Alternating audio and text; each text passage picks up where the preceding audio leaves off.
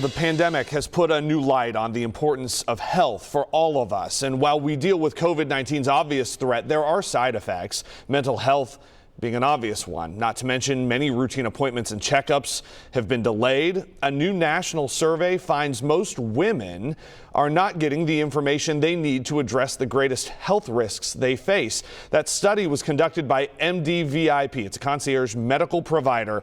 And so we have Dr. Andrea Clemes with us right now, the Chief Medical Officer of MDVIP. Dr. Clemes, thanks for being here. Thank you for having me. I want to start by talking about this. You call this the Women's Health IQ Survey, and you found that 9 in 10 women failed it. So what are the questions that are on this survey that's tripping people up? Yeah, the MDVIP survey showed that women don't know what's they're most at risk for. So the most striking misconception, I think, from the survey was that they were more worried about cancer and arthritis than heart disease. Heart disease is the #1 killer of women and deadlier than all cancers combined. And it's interesting because they were worried about cancer, but they got all the cancer questions wrong. They didn't know that 8 out of 10 didn't know that a pap smear only screens for one cancer, not all female cancers. Or they didn't know that lung cancer was the deadliest, or what the real risk factors are for breast cancer. So there are some takeaways here then, both probably for physicians as well as for patients. What do you recommend both doctors and patients do to help clear some of this up? Is it asking better questions? What is it?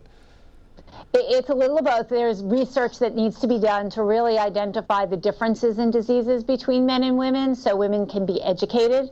But it's also women advocating for themselves, getting their screening tests. The MDVIP survey showed that most are not getting screening tests, but they want to know their numbers. And it's important to know your cholesterol, your blood pressure, your blood sugar, all those sorts of things.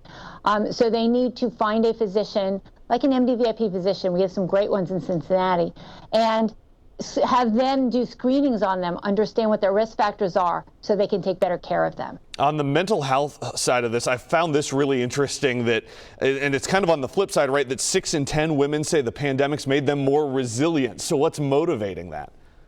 Yeah, and there was a silver lining. I think that they felt that they can deal with life's difficulties better because we've been through so much this year.